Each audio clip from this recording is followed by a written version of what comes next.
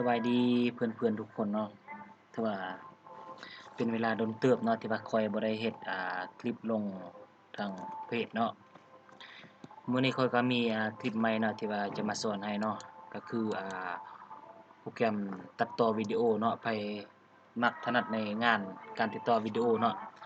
วิธีดาวน์โหลดโปรแกรมและติดตั้งโปรแกรมเนาะข้อยสิมาสอนเนาะ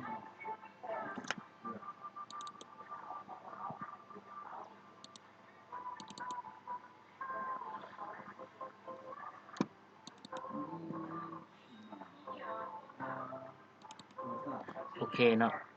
โปรแกรมนี่ถือว่าเป็นโปรแกรมที่ว่าข้อยดาวน์โหลดมาแล้วเนาะข้อยดาวน์โหลดมาจากเว็บนี้เนาะข้อยสิให้เบิ่งเด้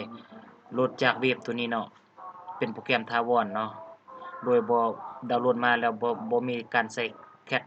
บ่พลาดอิหยังเนาะมีแต่ว่าติดตั้งเลยเนาะโหลดมาติดตั้งเลยเนาะเพราะว่าโปรแกรมนี้เป็นโปรแกรมที่ว่าซัปพอร์ตเนาะเราไปอ่านเบิ่งแล้วเนาะคู่มือการแนะนำการนำใช้อยู่ที่เว็บของเขาเจ้าเนาะ แม่นผ่านการหลังจากเขาเจ้าติดตั้งโปรแกรมนี้เนาะเขายังมีการสแกนเพื่อความปลอดภัยเนาะความปลอดภัยของโปรแกรมสแกนบ่ให้มันมีไวรัสเนาะให้โหลดจากเว็บนี้เนาะเด้ www.excelload เนาะ .com เนาะวิธีติดตั้งก็สิอยู่ในรูปนี้เนาะวิธีติดตั้งเนาะวิธีติดตั้งเด้เขาบอกว่า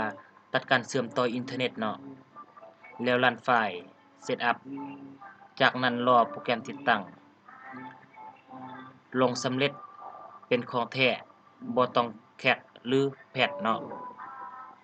แล้ววิธีดาวน์โหลดเนาะโหลดโปรแกรมอื่นได้ที่เด้ www เนาะ Excelload นี่เนาะแล้วเราสิมาเข้าขั้นตอนการติดตั้งแล้วเนาะติดตอนขั้นตอนการติดตั้งแล้วเนาะวิธีแตกไฟล์ก็คือเมื่อกี้นี้เนาะลืมบอกเนาะแตกไฟล์เนาะเราดาวน์โหลดมาต้องแตกไฟล์ก่อนเนาะแยกไฟล์เนาะแยกไฟล์ที่นี่เนาะแล้วมันจะได้โฟลเดอร์แนวนี้มาเนาะแล้วให้เขาไปที่ Setup นี่เลยเนาะเด้มันจะมีตัวลุ่มสุดนี่เนาะติดตั้งเลยเนาะรัน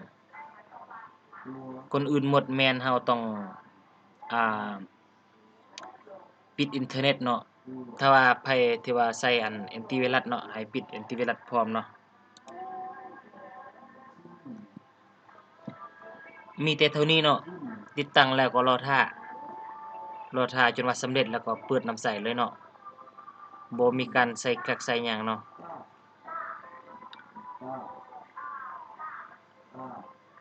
โปรแกรมอัปเดตล่าสุดเนาะอัปเดตล่าสุด2019โปรแกรมPremiere Pro เนาะ Premiere Pro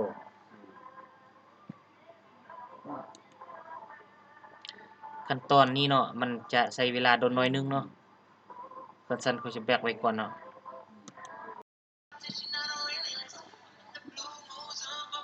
โอเคเนาะถือว่าสำเร็จในการติดตั้งเนาะสำเร็จในการติดตั้งเอาไปเบิ่งนำกันเนาะว่ามันจะสามารถใช้งานได้ตัวจริงแท้บ่ในการติดตั้งเนาะมันต้องได้ใช้เวลาโดนเนาะเพราะว่าคอมข้อยมันช้าเนาะมันช้ามันเป็นคอม Core i3 เนาะคอมธรรมดานี่เนาะเราไปเบิ่งนำกันเนาะว่ามันใช้งานได้จริงแท้บ่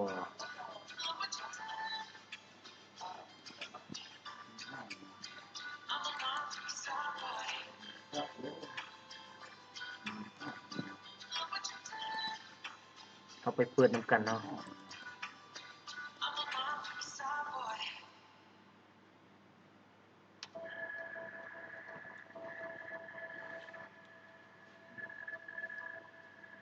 การเปิดเนาะมันจะช้าเนาะเพราะว่าคอมข้อยก็คือว่าผ่านมาเนาะ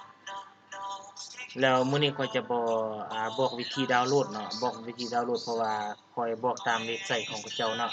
ก็ต้องได้ไปเบิ่งโหลดตามเว็บไซต์ของเขาเจ้าเนาะที่ว่าไผต้องการเนาะไผต้องการแล้วเป็นอยากเรียนรู้เกี่ยวกับการตัดต่อวิดีโอเนาะให้เราดาวน์โหลดตามเว็บไซต์ที่ข้อยบอกผ่านไปเมื่อกี้นี้เนาะ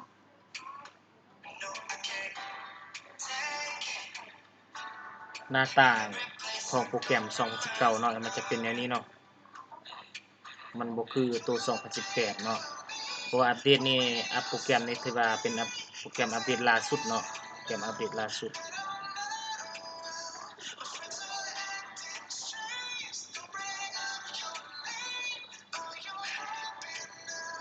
ความจำของมันเนาะคือว่า 1.6 กิกเนาะก็ถือว่าหลายเติบเนาะ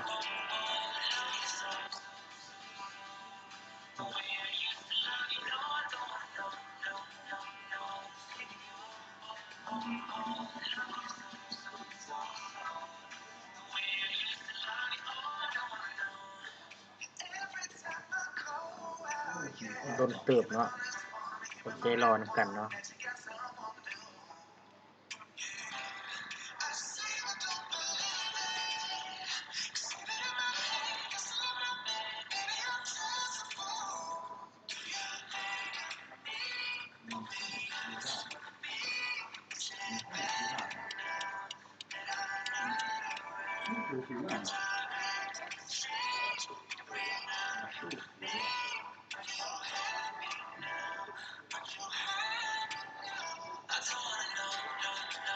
โอเคเนาะถือว่าสำเร็จเนาะถือว่าสำเร็จสามารถสร้างงานเลยเนาะสามารถสร้างงานเลยสามารถสร้างงานตัดต่อวิดีโอเลยเนาะ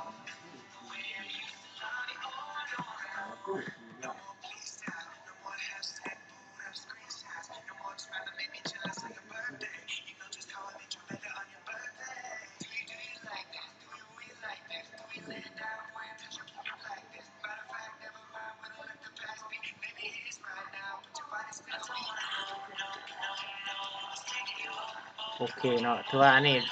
เขาเจ้าว่าอ่าเขาเรียนรู้เพิ่มเติมอันนี้เนาะถือว่าเป็นที่ว่าเขาเจ้าเฮ็ดบอกวิธีการตัดต่อมาแล้วเนาะอยู่ด้านนี้เนาะตัวงานเฮาแท้มันก็นี่เนาะโอเคเนาะถือว่าสามารถใช้งานได้ตัวจริงเนาะคลิปนี้ก็จบเพียงเท่านี้เด้อ